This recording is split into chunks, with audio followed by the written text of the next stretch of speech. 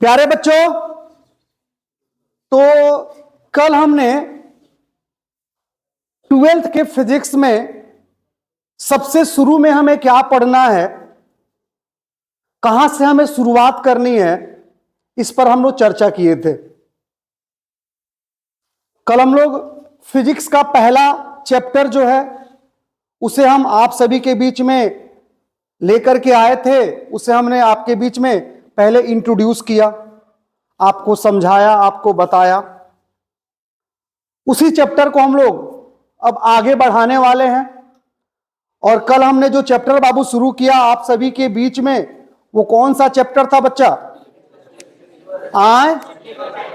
Electrostatics था। यानी physics का हमने वह हिस्सा अभी शुरू किया है, वह पार्ट हमने शुरू किया है जिसका नाम है इलेक्ट्रोस्टैटिक्स। बाबू इसका हिंदी की बात करें तो इलेक्ट्रोस्टैटिक्स का हिंदी होता है स्थिर वैद्युतिकी या वैद्युत स्थिरांक या वैद्युत स्थैतिकी। कोई भी हिंदी आप बोल सकते हैं। तो कोई आपसे अगर पूछता है कि बताओ इलेक्ट्रोस्टैटिक्स किसे कहते हैं, अर्थात स्थिर वैद्युतिकी किसे कहते हैं, तो हम क्या उसे जवाब देंगे?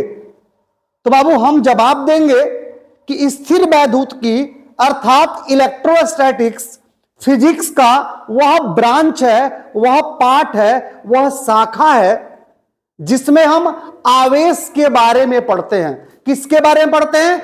आवेश के बारे में, अर्थात चार्ज के बारे में पढ़ते हैं।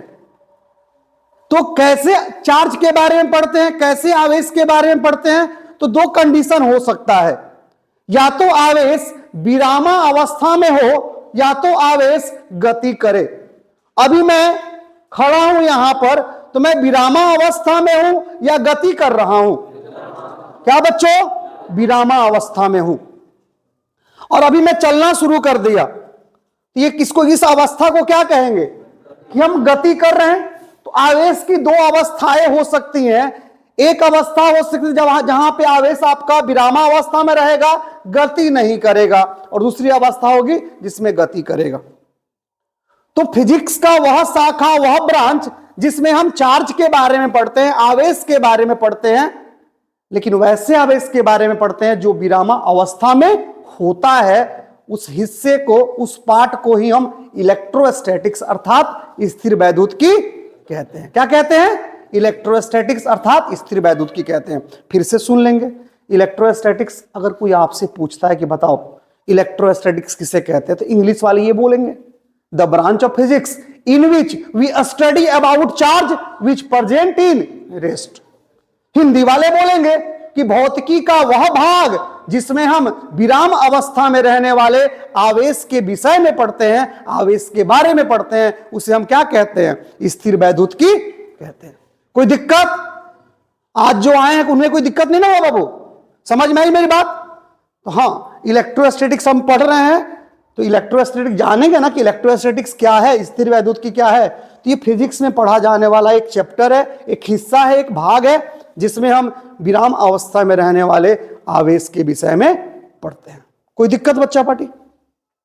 बाबू इलेक्ट्रोस्टैटिक्स में, स्थिर वैद्युतिकी में दो चैप्टर आते हैं, आपके एनसीईआरटी के दो चैप्टर आते हैं, जिसमें चैप्टर 1 और चैप्टर 2। पहला चैप्टर है जो इलेक्ट्रिक चार्ज एंड फील्ड, और दूसरा चैप्टर है इलेक्ट्रिक पोटेंशियल एंड कैपेसिटेंस। तो वो दोनों चैप्टर इलेक्ट्रोस्टैटिक्स के अंतर्गत आता है। ठीक है बच्चों? तो पहला चैप्टर हम शुरू करेंगे। इलेक्ट्रोस्टैटिक्स में दो चैप्टर है, पहला चैप्टर शुरू करेंगे इलेक्ट्रिक चार्ज एंड फील्ड। ठीक है बच्चों? हम आगे की तरफ बढ़ेंगे तो इलेक्ट्रोस्टैटिक्स में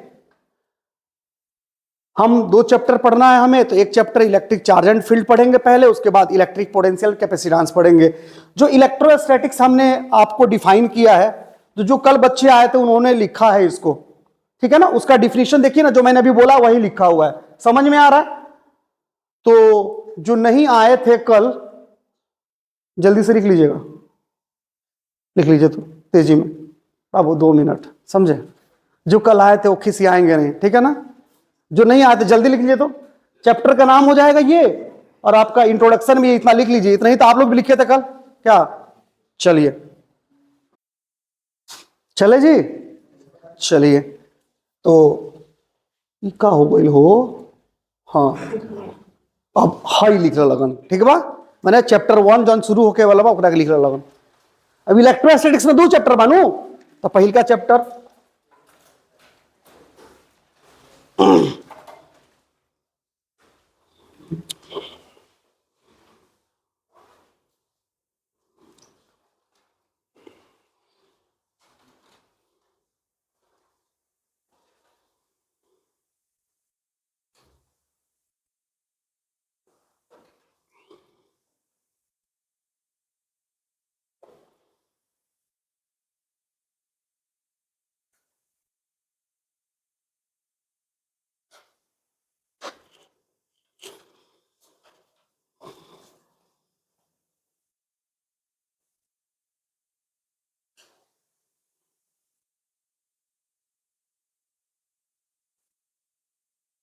एक बाद हम का करें, कब सब समझा देम, ओकरा बाद तनिक लास्ट में लिखे के मौका देम, ठीक बा। सब लिखल पढ़ले बा, समझिला के बाद तनिक लिखे के मौका देम। हो गए बाबू, अब चले के अब कंटिन्यू कइल जाला, पूरा जो चीज समझे के मन के समझ लिया ओकरा बाद एक के बार गोटे लिख लिए, कोनो दिक्कत हो का। हाँ बाबू, तो इलेक्ट्रोस्टैटिक्स में जो हमें पहला चैप्टर पढ़ना है वो कौन सा चैप्टर है बाबू? Electric charge and field. बाबू ऐसे अगर इलेक्ट्रोस्टैटिक्स का बात करें तो लगभग 7 से लेकर के 10 नंबर का प्रश्न हर एक साल एग्जाम में आता है। किससे? इलेक्ट्रोस्टैटिक्स से, हर एक साल। यानी इलेक्ट्रोस्टैटिक्स में 2 चैप्टर है ना बाबू आपका, एक चैप्टर 1 एक चैप्टर 2।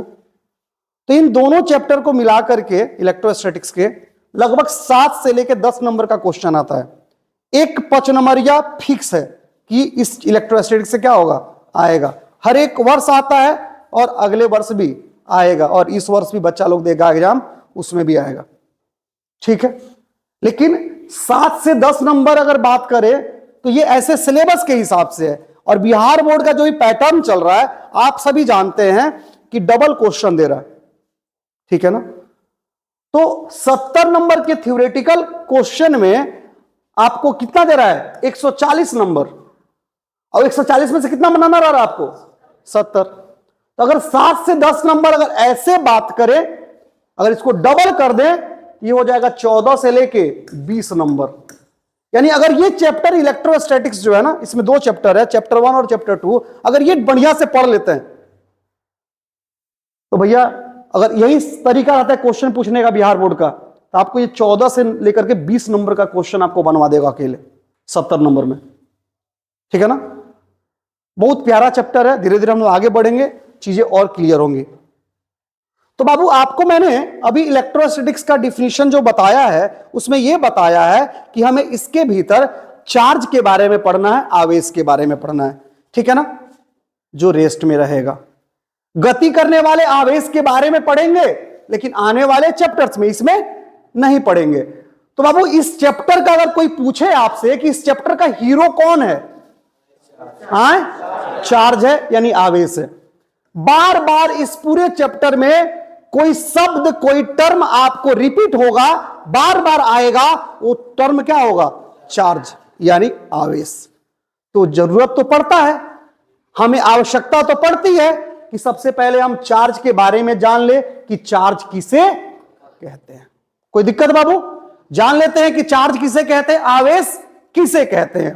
तो आप लोग परिभाषा पहले पढ़े होंगे चार्ज का, आवेश का, कि किसी पदार्थ का वह गुण जिसके वजह से 2 पदार्थ, एक ये पदार्थ मान लीजिए मुट्ठी मेरा और एक पदार्थ ये मान लीजिए, किसी पदार्थ का वह गुण जिसके वजह से 2 पदार्थ एक दूसरे को या तो आकर्षित करते हैं या तो एक दूसरे को विकर्षित करते हैं, ठीक है, उसे हम क्या कहते हैं बाबू? आवेश कहते हैं। यानी 2 ऑब्जेक्ट, 2 पदार्थ एक दूसरे को या तो अट्रैक्ट करते हैं, या तो आकर्षित करते हैं, या तो विकर्षित करते हैं। तो पदार्थ के जिस गुण के वजह से किसी पिंड के जिस गुण के वजह से दोनों एक दूसरे को या तो आपस में अपनी ओर खींचते हैं या तो एक दूसरे से दूर जाते हैं, यानी एक दूसरे को आकर्षित करते हैं। आकर्षित करने का मतलब पास आना, अब विकर्षित मतलब करने का मतलब वो दूर जाना। तो पदार्थ के जिस गुण के वजह से दो वस्तुएं या तो एक दूसरे के पास आती हैं या तो एक दूसरे से दूर जाती हैं, उसी को हम क्या कहते हैं? चार्ज कहते हैं, आवेश कहते हैं। ठीक है बाब, इसके बारे में हम डिफिनीशन अगर देना चाहें तो ये डिफिनीशन आसानी से देख सकते हैं कि किसी पदार्थ का वह मूल गुण, किसी पदार्थ का वह मूल गुण, मूल गुण का मतलब होता है वो मुख्य गुण। हम पदार्थ हैं, है कि नहीं? हम अपने आप को पदार्थ कह सकते हैं क्या बाबू? सोचिए तो एक बार, हम अपने आप को पदार्थ कह सकते हैं कि नो ही? तो जानना पड़ेगा ना कि पदार्थ किसे कहते हैं। तो आप जानते हैं पदार्थ यानी मैटर किसे कहते हैं? किसे कहते हैं?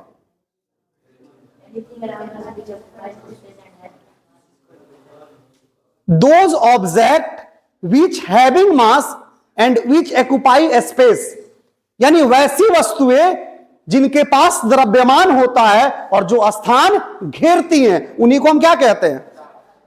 पदार्थ कहते हैं। जानते कि नहीं आप लोग? सुने हैं कहीं ऐसा? हाँ, तो वे वस्तुएं जो स्थान घेरती हैं और जिनके पास द्रव्यमान होता है उन्हें हम पदार्थ कहते हैं। तो मुझे देख के आपको क्या लगता है कि मैं स्थान घेरा हूं क्या? कुछ स्थान रखे ना, यहां तो घेरे हैं भाई,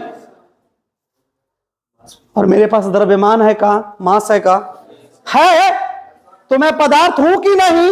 मैं मैटर हूं कि नहीं? तो सर है। और तुम?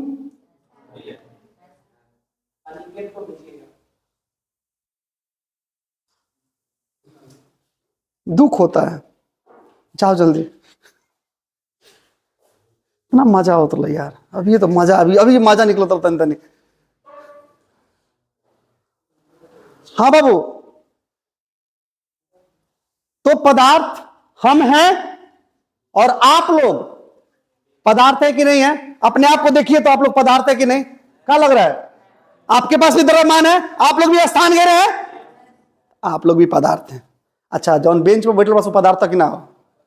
डेस्क पदार्थ कि ना हो? कॉपी पदार्थ कि ना हो? कलम पदार्थ कि ना हो? मोबाइल पदार्थ कि ना हो? हमने के आसपास में जो चीज दिखाई पड़ दो पदार्थ कि ना हो? तो हमारे आसपास जो भी चीजें यहां मौजूद है, जो भी वस्तु मौजूद है, सबके सब क्या है? पदार्थ हैं, क्योंकि सबके पास द्रव्यमान है और सभी स्थान घेर रही हैं। कोई दिक्कत? तो बाबू, आवेश के डिफिनीशन में अगर हम बोल रहे हैं कि आवेश जो है ना किसी पदार्थ का मूल गुण है। अब गुण हमारा बाबू, हमारा गुण भी है अवगुण भी है। मेरे पास बहुत सारा गुण है और बहुत सारा अवगुण है। आपके पास भी क्या है? बहुत सारे गुण है, बहुत सारे अवगुण है। मेरे अंदर एक गुण है कि मैं बच्चों को पढ़ा पाता हूं, एक गुण है। मेरा एक गुण है कि मैं किसी भी परिस्थिति में रहूं हमेशा खुश रहता हूं, ये भी एक गुण है। नहीं सुने हैं कि वो लड़को बानू बड़ी अच्छा गीत गावेला? सुना बड़ा कोई कहत बड़ी अच्छा गीत गावेला, यानी उस लड़के के अंदर गाना गाने का गुण कूट कूट के भरा हुआ है। किसी को सुने कहते हुए कि वो लड़का बानू कितना अच्छा गाना गाते, लड़का के अंदर बानू गाना गाए के गुण बानू कूट कूट के भरल बा। कूट कूट के समझते हैं आप लोग? मसाला कूटा जाता है। हाँ, कोई लड़का है जो अच्छा डांस करता है, नाचता अच्छा है, उसके अंदर लोग कहता है कि इसके अंदर डांस करने का गुण क्या है? कूट कूट के भरा हुआ है। कोई क्रिकेट अच्छा खेलता है तो लोग कहता है कि इसके अंदर क्रिकेट खेलने का गुण क्या है? कूट कूट के भरा हुआ है। मैं पढ़ा रहा हूं, कोई कह सकता है इसके अंदर पढ़ाने का गुण है या कूट कूट के भरा हुआ है। आप पढ़ रहे हैं तो आपके अंदर पढ़ने का गुण है। और कोई लड़का है कि तो नो कुछ हो जाए हमेशा बड़ी दिक्कत भाई यार, बड़ी टेंशन रहता, हमेशा परेशान रहता, नहीं समझ में नहीं का करी, तो उसके अंदर बाबू क्या है? रोने का गुण है। समझ में? हाँ, वो हमेशा कुछ भी हो जाए भैया उसका एगो है गुण जो हमेशा वो टेंशन में रहेगा। तो बाबू हम पदार्थ हैं, आप भी पदार्थ हैं। पदार्थों के बहुत सारे गुण होते हैं, समझे? बहुत सारे गुण होते हैं। उसमें से एक आवेश जो होता है ना पदार्थ के लिए, वो भी आवेश क्या होता है? पदार्थ का गुण होता है। कोई भी पदार्थ दुनिया में संभव नहीं है जिसमें आवेश नहीं हो। कोई भी पदार्थ दुनिया में संभव नहीं है जिसमें आवेश नहीं हो। हम हैं एक पदार्थ, तो मेरे अंदर आवेश है कि नहीं है? तो मेरे अंदर आवेश है। आपके अंदर आवेश है। मोबाइल के अंदर, बोर्ड के अंदर, जो भी पदार्थ है सब में क्या है? आवेश है। लेकिन मुझे हो सकता है गाना गाने आता हो, जरूरी नहीं कि आपको भी गाना गाने आए। मुझे पढ़ाने आता है, जरूरी नहीं आपको भी पढ़ाने आए। लेकिन आवेश सब में है। लेकिन पढ़ाने का गुण सब में नहीं है, डांस करने का गुण सब में नहीं है, गाना गाने का गुण सब में नहीं है, क्रिकेट खेलने का गुण सब में नहीं है। तो दो तरह के गुण हुए बाबू। एक गुण हुए मूल गुण, एक गुण हुए जिसको मूल गुण हम नहीं कहेंगे। तो मूल गुण किस गुण को कहेंगे? तो किसी पदार्थ का वह गुण जो सभी के अंदर पाया जाए, एक समान, चाहे डांस करे आए, चाहे ना है, गाना गाया है, चाहे ना है, देख आंख का अंधा है तो क्या हुआ, पैर से लंगड़ा है तो क्या हुआ, लेकिन आवेश उसके अंदर हो। तो आवेश ऐसी प्रॉपर्टी है बच्चों जो सभी पदार्थों के अंदर समान रूप से पाई जाती है। इसीलिए कहते हैं कि आवेश क्या है? पदार्थ का मूल गुण है। आ जाओ, आ जाओ। तो कोई पूछेगा कि आवेश जो है पदार्थ का मूल गुण है कि नहीं है? आवेश पदार्थ का मूल गुण है। क्यों है? क्यों है आवेश पदार्थ का मूल गुण? या आवेश को पदार्थ का मूल गुण क्यों कहेंगे? आवेश को, चार्ज को पदार्थ का मूल गुण कहेंगे क्योंकि आवेश सभी पदार्थों में पाया जाता है, सभी में पाया जाता है। और ऐसा नहीं कि भेदभाव नहीं होगा। अगर 5 लाख पदार्थ है तो 5 लाख पदार्थ में आवेश होगा। कोई ऐसा पदार्थ नहीं हो जिसमें आवेश नहीं हो। समझ में आ रहा ना? तो आवेश सबके अंदर पाया जाएगा। तो जब भी आवेश की बात होगी, जब भी पदार्थ की बात होगी, तो आप अपने बारे में भी सोचेंगे। समझ में आ रहा ना? हम पढ़ाएंगे कि एक वस्तु है, एक पदार्थ है जो कि आवेशित है, एक उदासीन है। तो आप भी आवेशित हो सकते हैं, आप भी उदासीन हो सकते हैं। सारी चीजें पढ़ाएंगे एक एक करके। बाबू हम इतना डिस्कशन इसलिए यहां पर किए हैं ताकि मैं आपको बता सकूं कि आवेश पदार्थ का गुण है लेकिन मूल गुण है। क्यों है? क्योंकि सभी के अंदर पाया जाता है। मैं जितना बोला हूं सब भूल जाइए। आवेश किसे कहते हैं उसकी परिभाषा की बात हो रही है। तो आवेश बाबू किसी भी पदार्थ का, किसी भी मैटर का फंडामेंटल प्रॉपर्टी होता है, मूल गुण होता है, जिसके वजह से दो मैटर, दो पदार्थ एक दूसरे को आकर्षित या विकर्षित करती है। इतना बोल दिए, डिफिनेशन क्या हो गया? खत्म हो गया।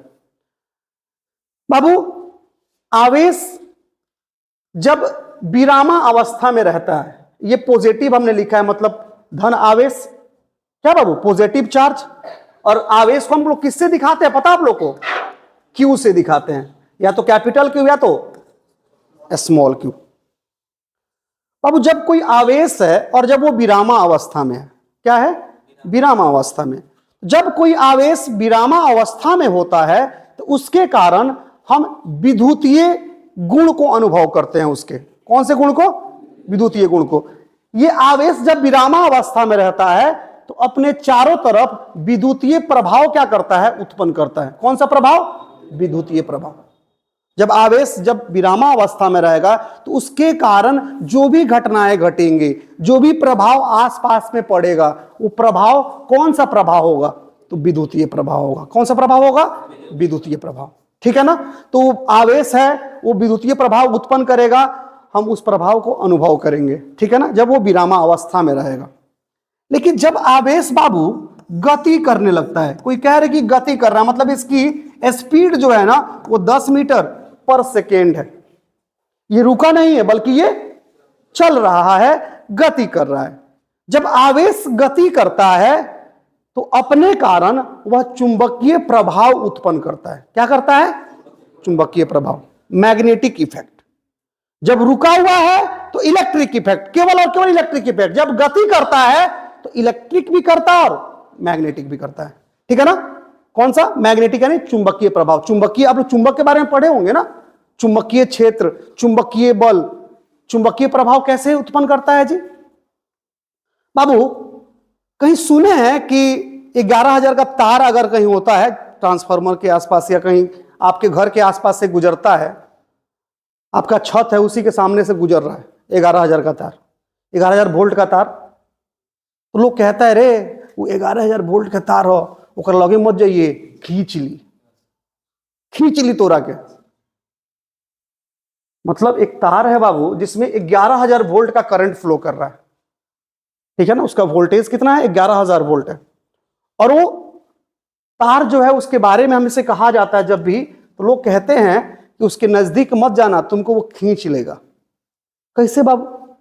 तो बाबू जब ये तार है ना तो उसमें 11,000 वोल्ट का तार है, मतलब वो करंट जो उत्पन्न हो रहा है, विद्युत धारा जो उत्पन्न है, बहुत ज्यादा वोल्टेज का है वो, ठीक है ना, उसका विभवांतर वोल्टेज उसका बहुत ज्यादा है। कोई भी धारा युक्त तार हो, उसमें धारा बह रही हो, यानी धारा उस तार के अंदर बह रही हो, तो अपने चारों तरफ वह एक क्षेत्र उत्पन्न करता है जिसको हम लोग चुंबकीय क्षेत्र कहते हैं। क्या कहते हैं? अभी तार है ना, जो भी जिसमें लाइट जल रहा है, सभी तार, ये भी तार जो है ना, धारा इसमें बह रहा है, ये अपने चारों तरफ चुंबकीय क्षेत्र उत्पन्न कर रहा है, और हम उसके क्षेत्र में हैं, आप भी उसके क्षेत्र में हैं, लेकिन हमें वो अनुभव नहीं हो रहा है। लेकिन वही तार उसमें ज्यादा एम्पियर का करंट फ्लो करे और वो ज्यादा वोल्टेज का तार हो, तो जब वो चुंबकीय क्षेत्र उत्पन्न करेगा तो आपको क्या होगा, वो थोड़ा बहुत अनुभव होना शुरू हो जाता है। जैसे 11,000 वोल्ट के तार के करीब जाएंगे ना, करीब जाते हैं जैसे जैसे, होता क्या है ना कि ये चुंबकीय क्षेत्र उत्पन्न कर रहा है और उसमें हम हैं, ये हमारे ऊपर ये तार जो है ना बल लगा रहा है, और वो आकर्षण प्रकृति का बल लगाएगा हमारे ऊपर, वो हमको खींचेगा, हमारे इलेक्ट्रॉन पर बल लगाएगा, क्योंकि हमारे अंदर भी आवेश है, ये हम पे बल लगाएगा, ये हमको खींचेगा। तो अब ये तार हमको खींच रहा है, तो हम ऐसा थोड़ी है कि उसमें जाकर सट जाएंगे, हम भी तो अपना बल लगाएंगे भाई, हमारे पास भी तो हमारा लगा बुत्ता नहीं का, अब कौन लड़का होता खींचे लगी तो चल थोड़ी हम को तरफ हम का, तो खींचता, तो दूर बानी 11,000 के वोल्ट के तार पर दूर बानी खींचता, कोनो दिक्कत नहीं के, नजदीक जाए तब वो खींची। लेकिन हम जन बल लगा सकते हैं, मान लो हम बल लगा सकते नहीं 100 न्यूटन के, कितना न्यूटन के, 100 न्यूटन के, वो हमारा खींचता 60 न्यूटन से, तो सट पाए ओकरा में, और ही करीब जाए ओकर बल बढ़, दूरी घटला से का हो गया, बल बढ़ जाला, पढ़ाई में तरीके आगे चल के हम, ठीक बनू, दूरी घटला से बल बढ़ेला, तो करीब जाए तो 80 न्यूटन का लगाए लगी, हमारे पास 100 न्यूटन, फिर भी सटा ना पाई, और नजदीक जाए 90 लगेलक, हम 600 अब थोड़ा जब हम बलवान होते जाए, महावीर जी बजरंग बली जैसन भाई, हम जन मानी तो मानी, हम 100 लगाते 90 लगाओ तो कोनो दिक्कत नहीं के, ओकरा नजदीक गई नहीं, उस 100 लगेलक, हम 100 लगाओ तो नहीं, बराबरी का लड़ाई चलता। अगर थोड़ा भी और आगे बढ़े नहीं, जहां 100 से प्लस कैलक, वो आपको लगेगा कि आपको नहीं लगेगा कि आप छुए हैं, वो आपको छटा लेगा अपने में, क्योंकि बल लगाता है वो आपके ऊपर, समझ में आ रहा ना।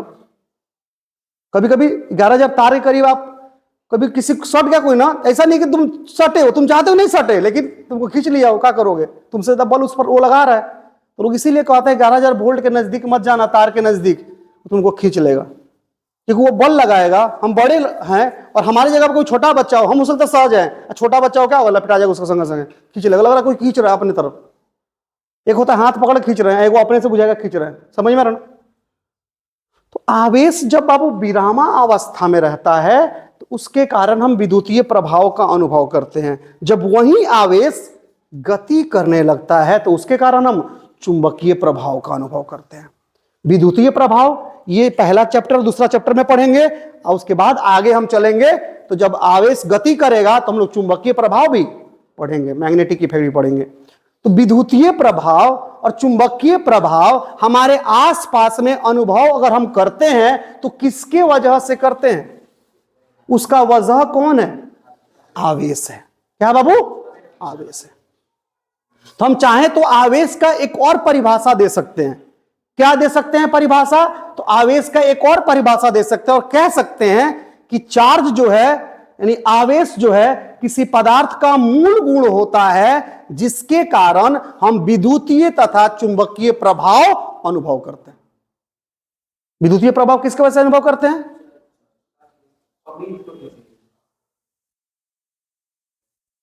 कोई आया है क्या, कोई आया है क्या, रिक्वेस्ट करिए कि थोड़ा सा रुक जाएं वो लोग, समझे बुआ, तुम भी हम बोल रहे हैं तो नहीं देखो तो नहीं हमको कि बोल रहे हैं, जब हम रुक जाएंगे तो बुलाना, वीडियो रिकॉर्ड हो रहा है। कितना कट मारना पड़ेगा अब तुम जानते हो, हम जानते हैं ना भैया कितना कट मारेगा ना वीडियो में। मैं बता रहा हूँ मजा क्या होता कि ना ये गड़बड़ भजन था। हाँ बाबू ए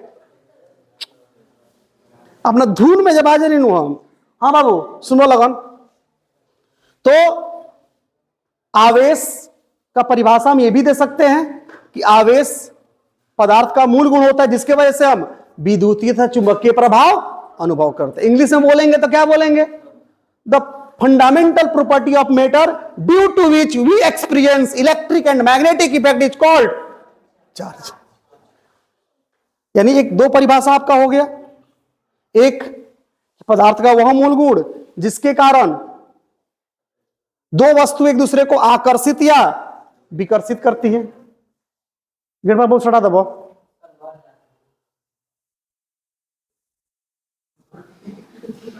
जाओ जाओ सटा दो आराम सटा दो।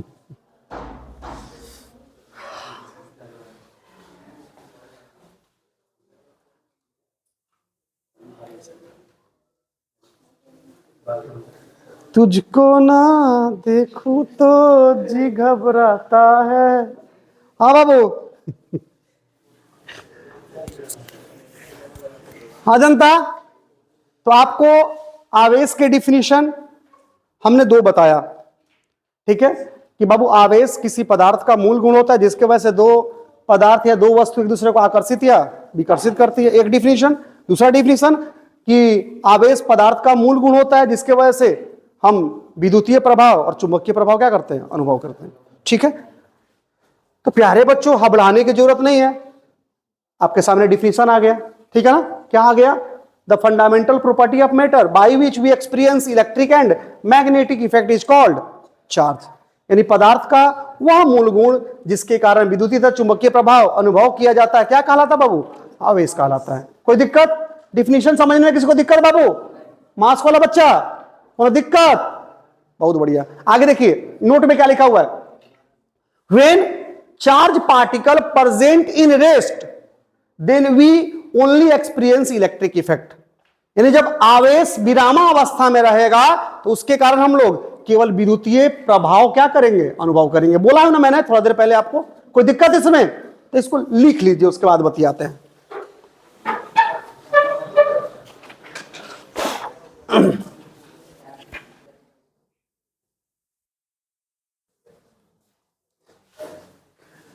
हाँ बच्चा लोग अब लिखेगा नहीं क्या कि लिखे बस? रुक गया सर हाँ किसी आए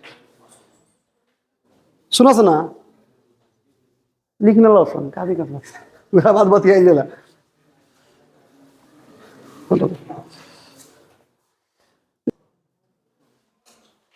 क्योंकि लिख लिए कोई फायदा नहीं है जब तक हम समझाएंगे आपको समझ में नहीं आए, ठीक है बच्चों।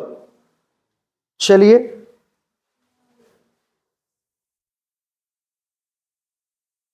ये है ना बाबू? हाँ जी लेकर खेलना बाबू। अभी हम लोग चार्ज का डिफिनीशन पढ़े हैं, चार्ज को डिफाइन किए हैं और आपको बताया गया है कि चार्ज किसी भी मैटर का फंडामेंटल प्रॉपर्टी होता है जिसके वजह से हम इलेक्ट्रिक इफेक्ट और मैग्नेटिक इफेक्ट एक्सपीरियंस करते हैं। यानी आवेश किसी भी पदार्थ का मूल गुण होता है जिसके वजह से हम विद्युतीय प्रभाव तथा चुंबकीय प्रभाव अनुभव करते हैं। जब आवेश विरामावस्था में रहता है तो उसके कारण हम लोग केवल और केवल विद्युतीय प्रभाव अनुभव करते हैं। अभी हमने आपके साथ डिस्कस किया है। तो बाबू ये हमने हेडिंग क्या दिया है? तो आपके सामने हेडिंग है बाबू इंपॉर्टेंट पॉइंट। इसका मतलब है कि जो अभी नहीं आपने चार्ज को डिफाइन किया है, बस चार्ज को आपने डिफाइन किया, चार्ज को परिभाषित किया है, उसके बारे में अभी सभी चीजें आपको मालूम नहीं है। चार्ज से रिलेटेड और भी बातें हैं जो आपको जाननी आवश्यक है और उन बातों को मैं अब इंपॉर्टेंट पॉइंट के माध्यम से क्या करूंगा? पढ़ाऊंगा। केवल चार्ज का परिभाषा याद कर लेने से आपसे प्रश्न नहीं बनेंगे। बोर्ड एग्जाम में प्रश्न अगर बनाना हो तो आप सोचेंगे कि चार्ज का परिभाषा याद है और हमसे क्वेश्चन बन जाए, तो नहीं, केवल परिभाषा से काम नहीं चलेगा, उसके बारे में कुछ बातें और भी होती हैं जो आपको जानना होता है, तभी आपका एग्जाम हॉल में ऑब्जेक्टिव 2 मार्क्स का क्वेश्चन और 5 मार्क्स का क्वेश्चन क्या हो पाएगा, हल हो पाएगा। ठीक है ना।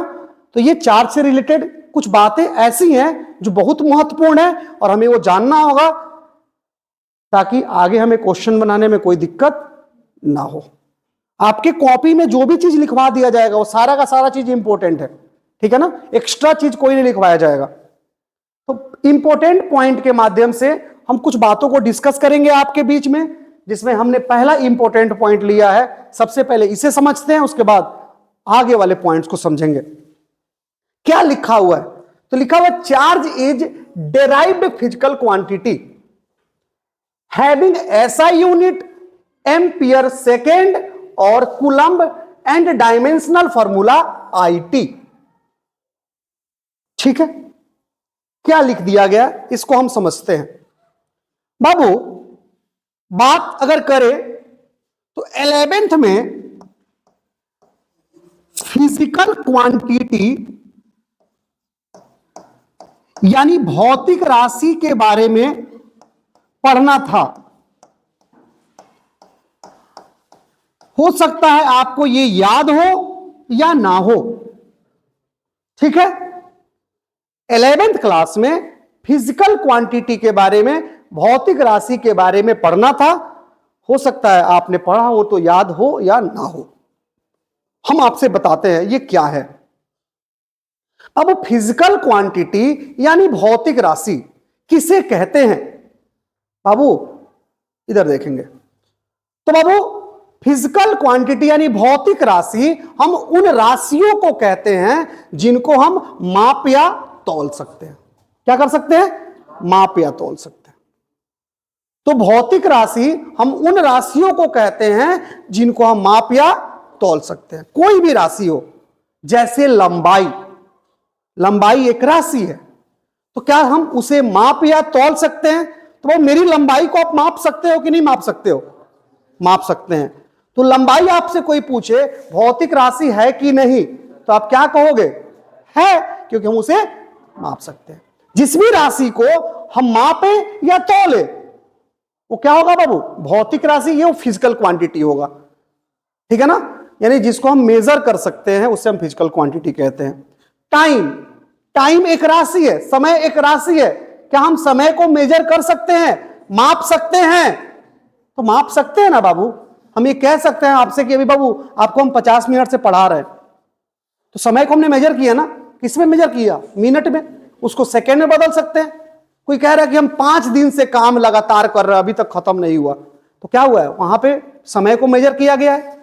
आप समय को मेजर कर सकते हैं, माप सकते हैं, इसलिए समय हमारा भौतिक राशि होगा कि नहीं होगा, बोलिए जोर से, होगा। तो जिनको भी हम माप या तौल लेंगे वो क्या होगा, भौतिक राशि होगा। कोई दिक्कत।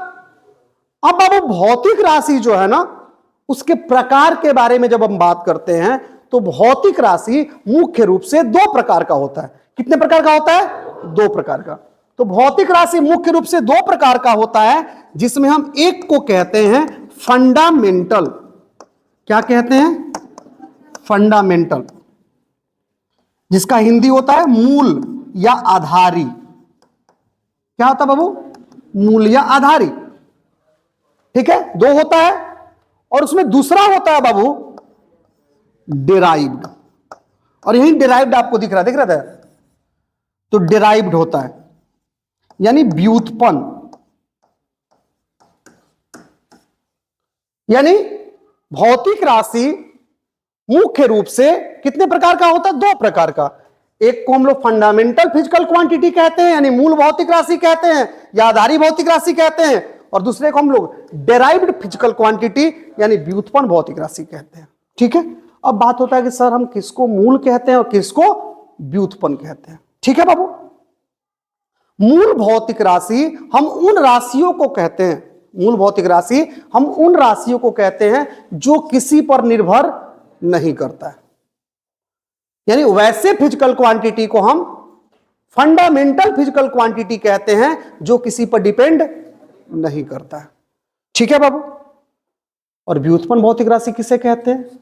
तो वैसी भौतिक राशि जो किसी पर डिपेंड करता है, किसी पर निर्भर करता है। और वो किस पर करेगा? तो दो गोड़ हाइले है सब। एक वह है जो किसी पर निर्भर नहीं करता है, एक वह है जो किसी पर निर्भर करता है। तो किस पर करेगा? इसको छोड़कर दूसरा है कौन? फंडामेंटल। तो वैसी भौतिक राशि जो मूल भौतिक राशि पर निर्भर करती है, या वैसी भौतिक राशि जो मूल भौतिक के राशि के सहायता से प्राप्त होती है, उसको हम क्या कहते हैं? व्युत्पन्न भौतिक राशि कहते हैं। क्या कहते हैं? व्युत्पन्न भौतिक राशि। देखिए ना, नाम में ही है व्युत्पन्न, जो दूसरे से हो उत्पन्न, उसी को कहते हैं व्युत्पन्न। समझ में आ रहा है? जो दूसरे से हो उत्पन्न उसी को कहते हैं व्युत्पन्न। तो इसको छोड़कर दूसरा भाई इसका कौन है? मूल। तो वैसी भौतिक राशि जो मूल भौतिक राशि के सहायता से उत्पन्न होती है, उसको क्या कहते हैं? व्युत्पन्न कहते हैं। कोई दिक्कत? मूल भौतिक राशि कौन कौन है? तो आप लोग बाबू जानते होंगे, पढ़े होंगे। एक होता है बाबू लेंथ यानी लंबाई। क्या होता है बाबू? लंबाई। दूसरा होता है टाइम यानी समय। ठीक है ना? तीसरा होता है मास यानी द्रव्यमान। चौथा होता है टेम्परेचर यानी तापमान। ठीक है? पांचवा होता है इलेक्ट्रिक करंट यानी विद्युत धारा। कुछ और छूटा क्या जनता हम लोग का? लंबाई, समय, द्रव्यमान, तापमान, विद्युत धारा, पदार्थ की मात्रा। एक होता है बाबू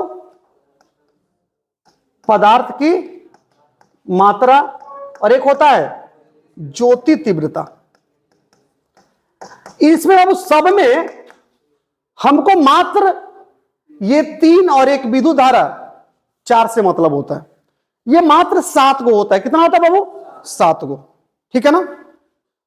एक लंबाई, एक समय, एक द्रव्यमान, एक तापमान, विद्युत धारा, पदार्थ की मात्रा, ज्योति तीव्रता। ये मूल भौतिक राशि है।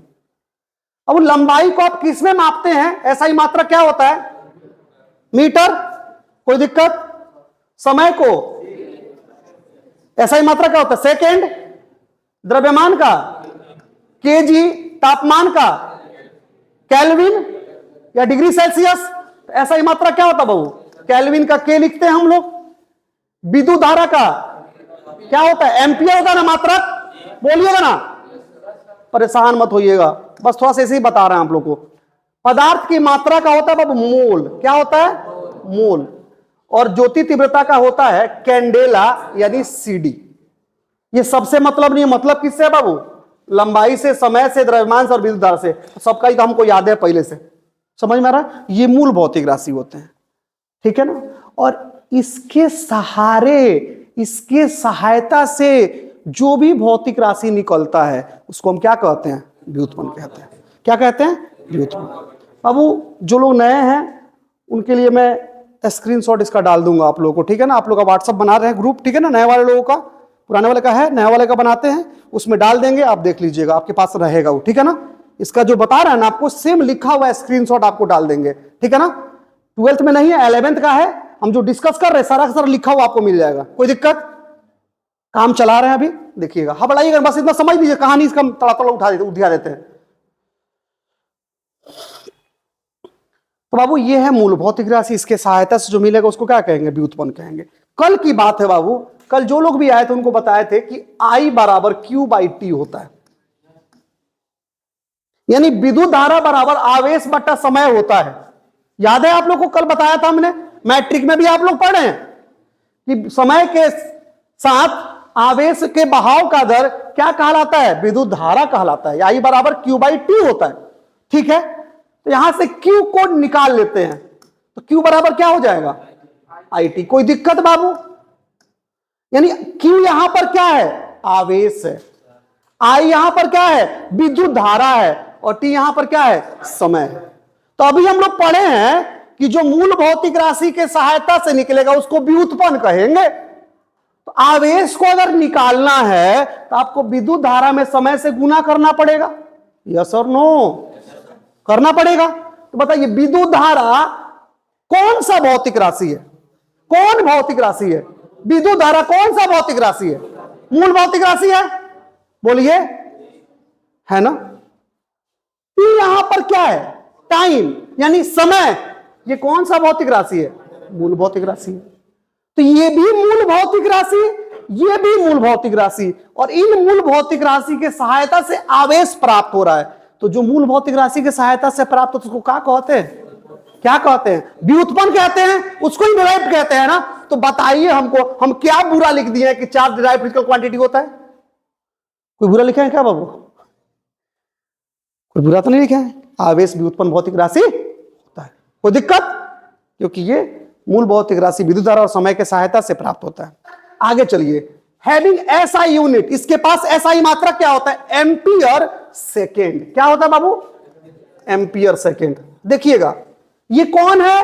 विद्युत धारा, और विद्युत धारा का क्या होता है? विद्युत धारा का एसआई मात्रक एम्पियर होता है।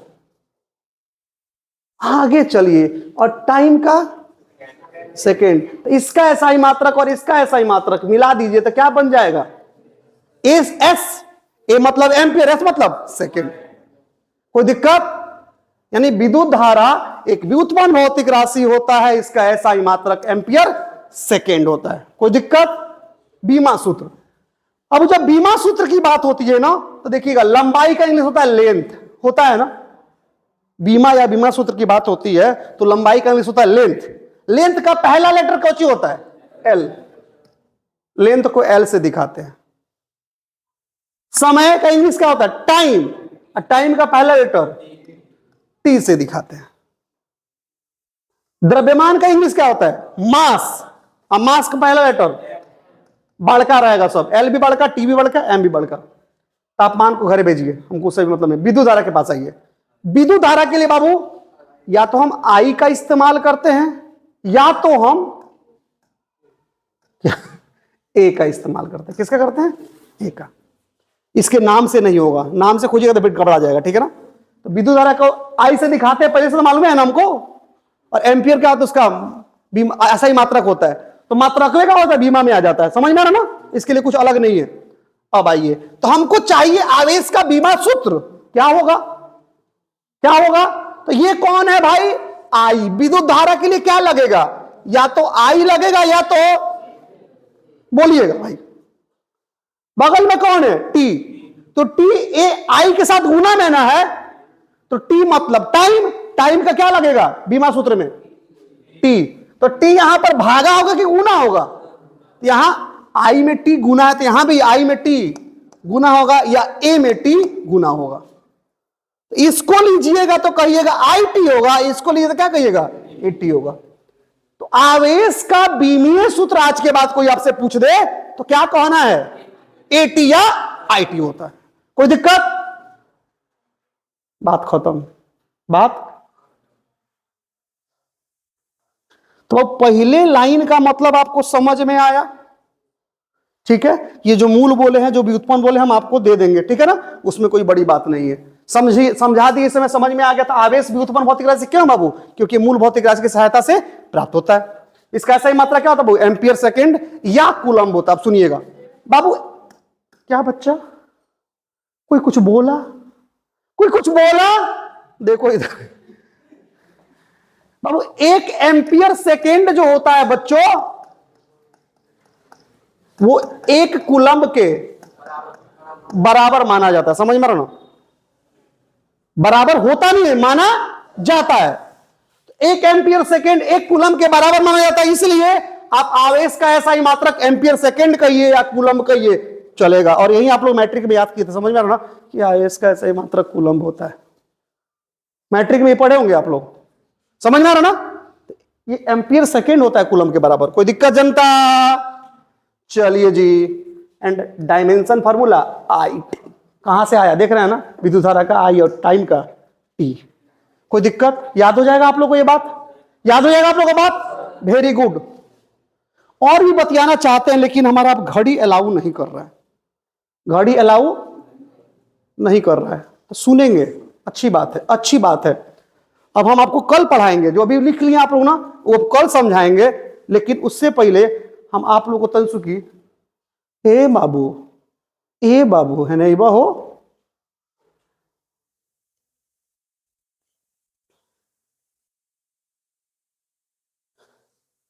बिहार बोर्ड एगो क्वेश्चन पूछ ले बा, ठीक बनू, का पूछ ले बा क्वेश्चन कि ampere hour is the unit of, यानी एम्पियर घंटा मात्रक होता है इनमें से किसका।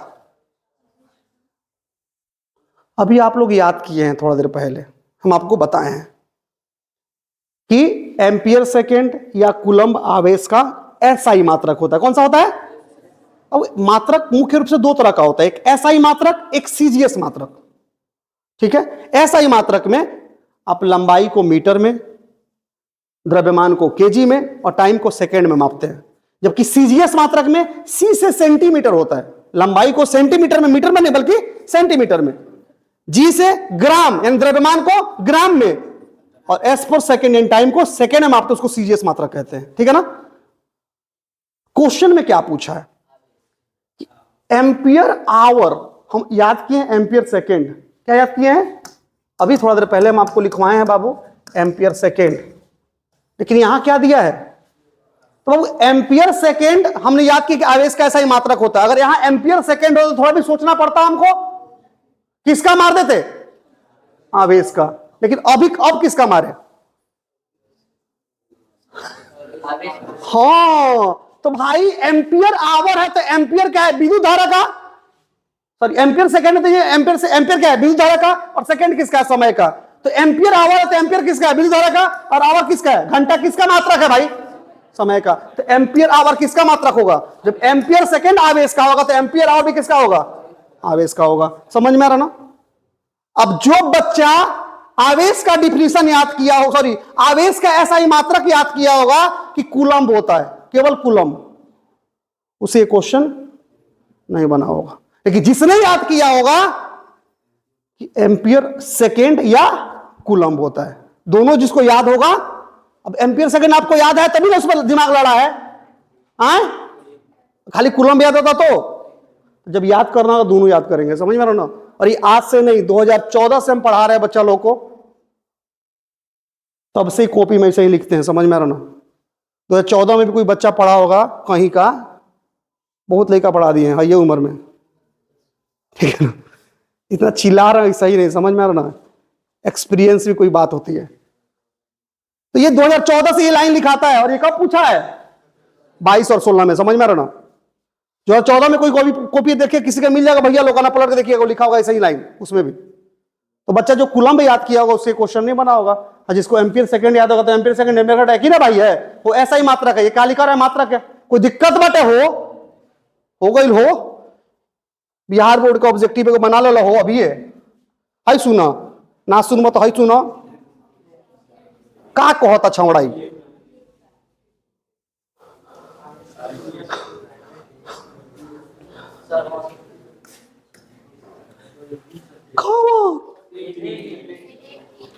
समझ में आता? अभी दुए को बताओ नहीं, अभी बचल हो चुकी बचल बाना तो बाद तो सब पढ़ा देती हो। अब टाइमो नहीं कहूँ, मान लो दूसरा सब पढ़ाए के बाद सर लोग इंतजार करते नीचे क्या करता रहा चौड़ा, देखा ना तो अनेक रख ले बनी, अगर तो क्वेश्चन ही बनाए काल सबके सब। समझ में आओ तनु, खाली उतना पढ़ी लगा बाद ही क्वेश्चन बनाए, ये ऑब्जेक्टिव हो, और बाद सब्जेक्टिव देखा हम तरीका आगे पूछ ले बिहार बोर्ड। समझ में आओ तनु, हम ना कि पढ़ा तनी सब, ठीक है बाबू? हाँ तो बाबू आज के लिए ही इतना ही, फिर मिलेंगे हम ब्रेक के बाद कल।